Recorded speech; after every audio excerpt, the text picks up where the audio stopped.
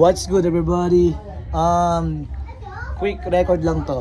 Alright, para may gandang topic tayo para magandang memories din pala to.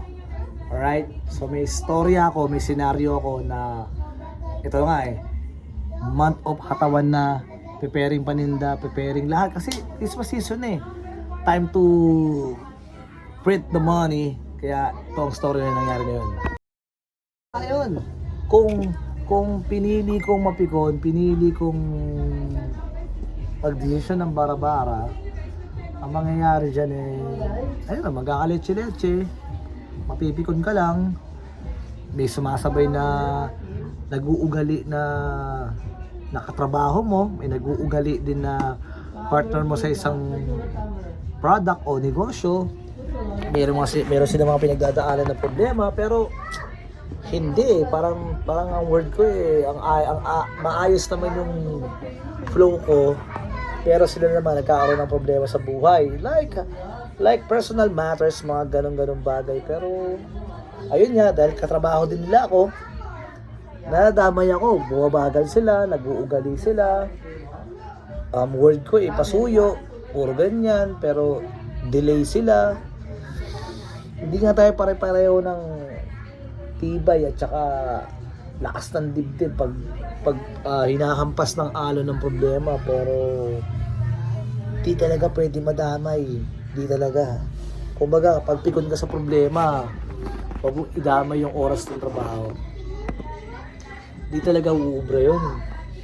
Lalo na pag nagkakasagutan kayo, nagkakapikunan, maabot sa magsasalita sila ng masama or parang foul, ikaw naman yung uunawa sa pinakamahabang paraan.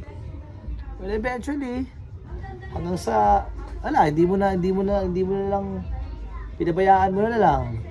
Ang pinakapangan kasi yung tipong umaakit pa ng kinabukasan, 2 days after, ganun pa rin yung toyo. Hindi kasi pwede talaga, hindi kasi pwedeng dalhin yung personal matters mo sa mga problema na ganyan. Halimbawa, ito, lumapit bigla, di ba? May mga personal na salubin ako sa buhay. Pero hindi pwede ipakita na malungkot ka, sasaktan ka, kasama mo yung anak mo. Pag umiiyak ka mag-isa, naghahanap ka ng kampe, hindi kasi pwede. Or bad trip ka, may nangyari masama sa mo, tapos siya nagkukulit, hindi mo masuway, doon mo ibabaling yung yung galit mo. Mali yun. Learn how to control your anger. O ba? Mga bagay-bagay na ganun. Pahalagaan nyo lagi yung mga partner nyo. Lahat sa negosyo lahat tayo meron kanya-kanyang problema talaga. Pero di talaga pwede yung dadamay mo sa oras ng trabaho. Anyway, nasabi ko lang to kasi gusto ko itong i-memories. Right? I-memories to para by the end of the day, once mababasa mo to, hindi naman parinig to. Para alam mo rin yung side mo na hindi talaga dapat ganun. Hindi ko sasabi mahina ka. Sasabi ko, ayusin mo ang sarili mo. Patibayan mo ng patibayan lalo ang sarili mo. Kasi yung hanap buhay natin, yan yung nagpapabago ng buhay natin Ngayon, kung about sa friendship, okay lang, kayo bahala, diskarte nyo. Basta ako, didiretso ako.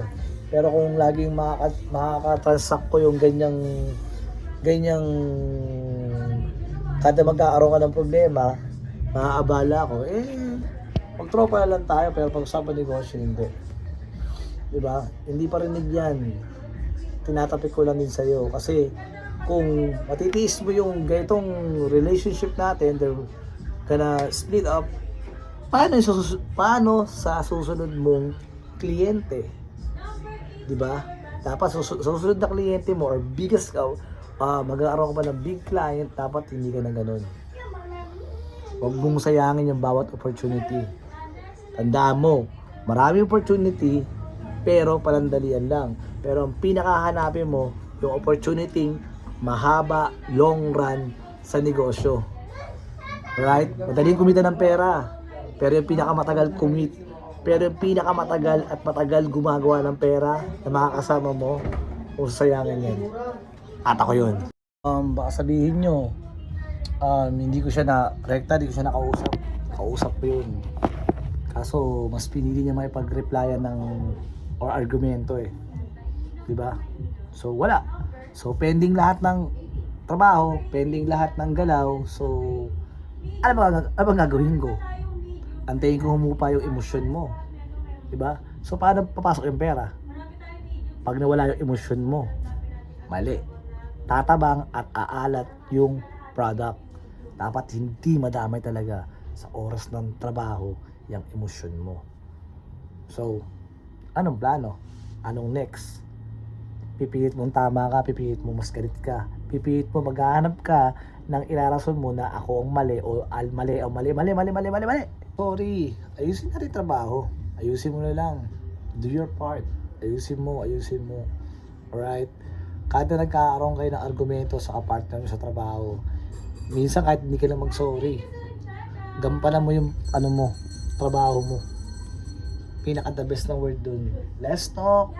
Careful kung ano mga masasabi mo masama. Kilusan mo na lang, gawin mo na lang.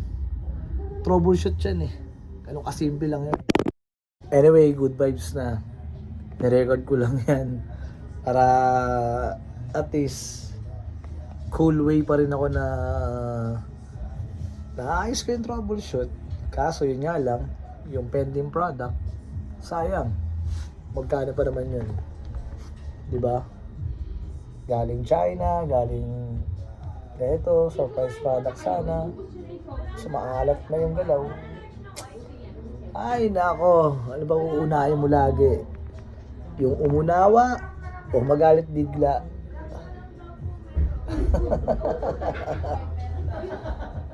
Di naman ganyan yun eh. Hindi. May personal ka lang problema, pero dapat hindi ako kasali doon. Do your part always.